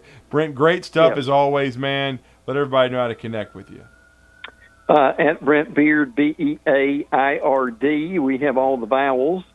And also First Coast News. Look forward to being back on with them during this time. We actually have the Olympics because we have NBC and ABC, so we now get kind of a break now that the Olympics are over. We're proud of Caleb Dressel, who went to high school about 8 miles down the road from where I live here, so he's a hero in this area, as you can imagine. 5 goals, yeah. Yep, no doubt about that. So, his name, image, and likeness would be pretty good over the next few months, will it not?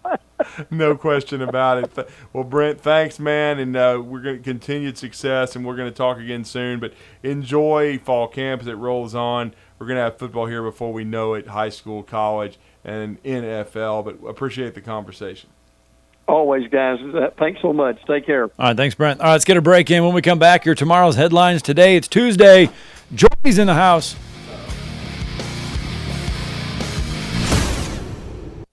You're listening to Talkin Ball on 97.7 ESPN, The Zone.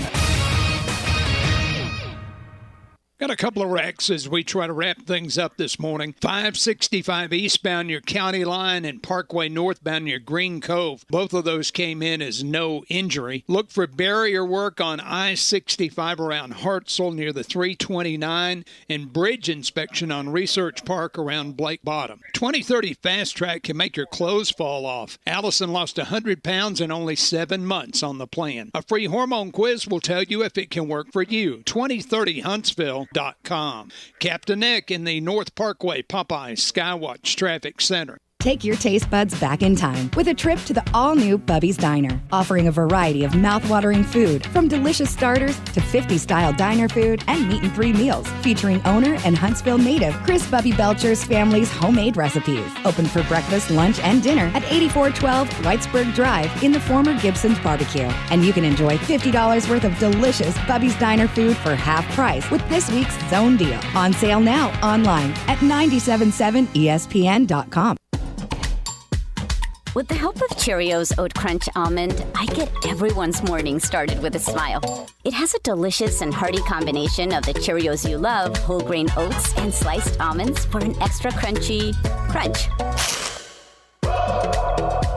That's how I set the rhythm for a great day.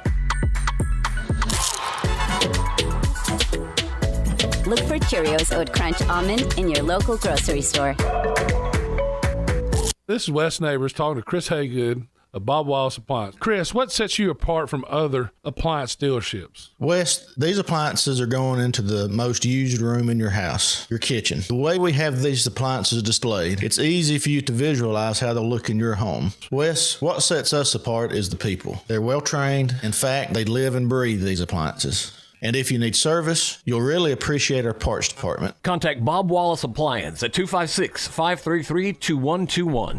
When you call most roofing companies, all you'll hear is, you need a new roof. Not when you call Fleming. At Fleming Roofing and Restoration, we're focused on your needs, whether it's an easy repair or a full roof replacement. Folks around here have trusted Fleming since 1965 for all their residential and commercial roofing needs. And as the area's storm damage experts, Fleming knows all the ins and outs of the insurance claims process. Log on FlemingHSV.com to schedule your free estimate today. Fleming Roofing and Restoration. We show up. Chapman Commercial Realty, your source for Alabama commercial real estate. Chapman Commercial Realty has the experience and expertise you're looking for when making commercial real estate decisions. If it's office space, retail space, investment property, or project development, Chapman Commercial Realty is your answer. Call Bill Chapman today at 256-656-8413. That's 256-656-8413. Or find them online at chapmancommercialrealty.com. In 2 years, you can have a career that makes sense for you. Skill up and earn a living working with your hands, or work on the front line of computer information systems and cybersecurity. Get a degree that lets your healing heart take care of people.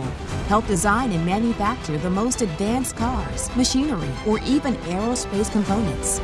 In just 2 years, great careers are within your reach at Drake State Community and Technical College. Visit drakestate.edu to apply. This segment of Talkin Ball is brought to you by University Kia, the #1 volume Kia dealer in the state of Alabama. Located online at universitykia.com.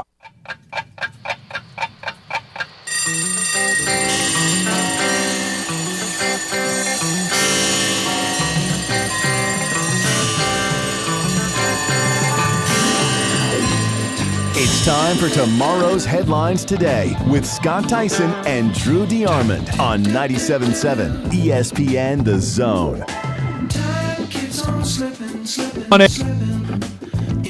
What day of the week are we? Tuesday morning. Welcome back to Talking Ball, 97.7 ESPN The Zone. It is your tomorrow's headlines today. It's Tuesday. That means we turn it over to our good friend Jordy to help us with our tomorrow's headlines today. All right, so you guys were talking about Billy O'Brien earlier in the show, and Blake Topmeyer of USA Today Network, he had put out an article talking about the ideal outcome for Alabama football is Bill O'Brien and Bryce Young reaching the NFL together. So Bill O'Brien kind of left a wake of destruction during his time with the Houston Texans, more so as a GM, not necessarily as a head coach. So I just got to thinking, if let's say he wins a championship and, big things happen for him in Alabama, could we see Bill O'Brien, would that be the next step for him to go back to NFL as a head coach, possibly? Well, or on the college level. I don't think either one should be dismissed. That would mean, though, that there would be 2 years with Bryce. Bryce is not draft eligible this year. But I do think Alabama could potentially get 2 years out of B.O.B. Before he moved on to his next stop. It'd be interesting to see what he chose because he's coached a long time on both levels. I think he enjoyed the NFL. I think the Penn State situation, he liked being there to a degree, but it was very difficult because of the off-the-field situation with Jerry Sandusky and replacing a legend like Joe Paterno. But at least he's gone through it. So I do think that he will be a head coach again. I do think but right now I would lean more toward on the college level. But we will see because he's going to have a lot of success, I think, at Alabama and have his choice. And, again, he's already been on a run of several years with Houston. But if he went back to the National Football League, I think it would have to be for the perfect situation and the perfect owner. Because I think he understands now. He probably learned you're not going to be, buying the groceries and cooking them. You're going to be coaching. And, again, he'll just need to be paired with a general manager that he's comfortable with. What does the success level have to be for Bill O'Brien? At Alabama? Yes. Win a championship. Because I refer because, Brian Dable, Lane Kiffin, Steve Sarkisian all had unparalleled success. You got to do it. You got to win a championship. All the OCs won a championship except for Major Applewhite, and then he won a championship as an analyst because he came back. Yeah. So it's funny how a lot of these guys come back to work for Saban, and now, of course, Major the OC at South Alabama. So there you go. What you got next one?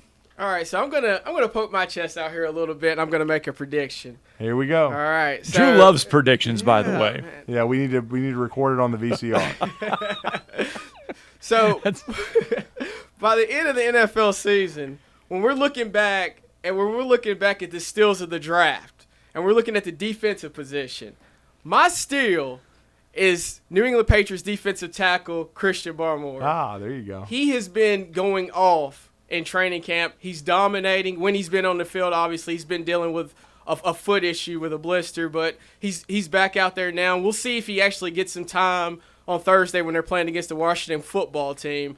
But that guy had a 91.3 PFF Pro Football Focus grade in the college football playoffs as a pass rusher, which is the highest grade they've ever given out.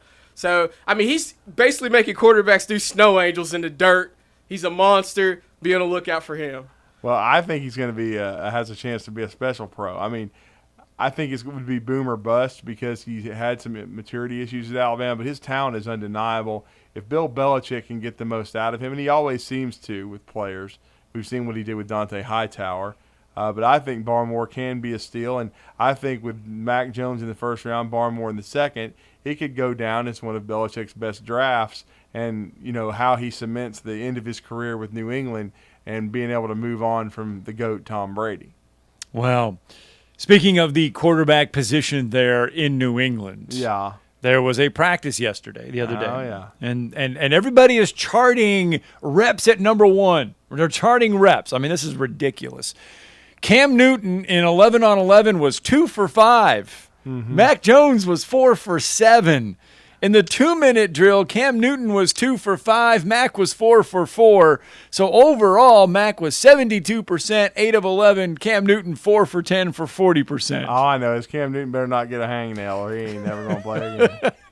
That is preseason practice, and we're counting the reps. Well, I'm just saying. Come on. Mac will seize this opportunity, so Cam better, wear his, he better worry less about his crazy hats and his crazy wardrobe, and go out there and play and stay healthy. Because if he's not healthy, or if he runs into some struggles, this is going to be Wally Pipp, and he'll never be seen again. And it will be the end to a really good NFL career, but it'll be the Mac Jones era in New England.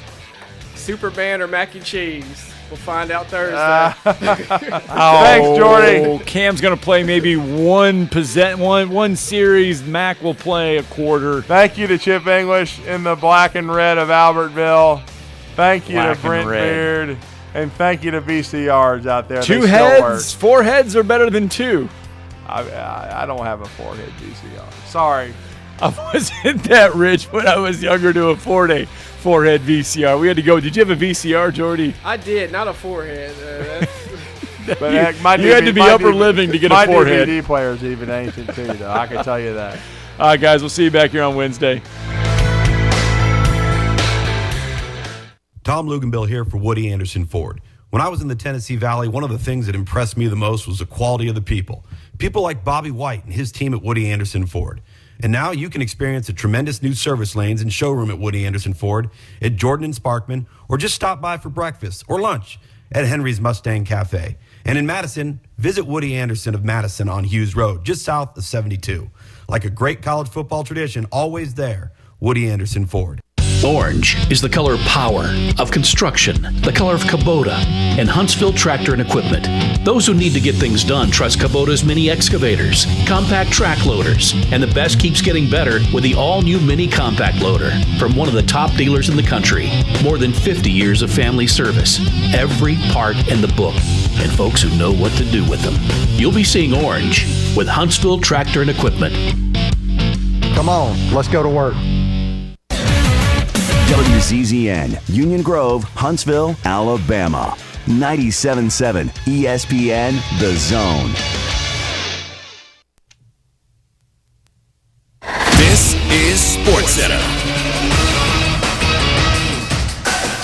Christine Lisi right now. Lionel Messi is on his way to Paris to finalize a 2-year deal with PSG. The 2-year contract with an optional 3rd year will see him earn more than PSG and Brazil star Neymar, Messi's former teammate at Barca. Messi was unable to complete a deal to stay with Barcelona because of financial constraints. The Mavericks announced today superstar Luka Doncic has signed his landmark 5-year, $207 million Supermax extension.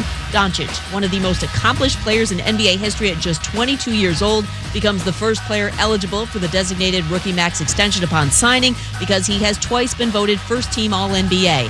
NFL news from ESPN's Adam Schefter. Patriots tight end Hunter Henry expected to miss a couple of weeks with a shoulder injury sustained in practice on Sunday. That timeline would keep him on track to play in the regular season opener against the Dolphins on September 12th.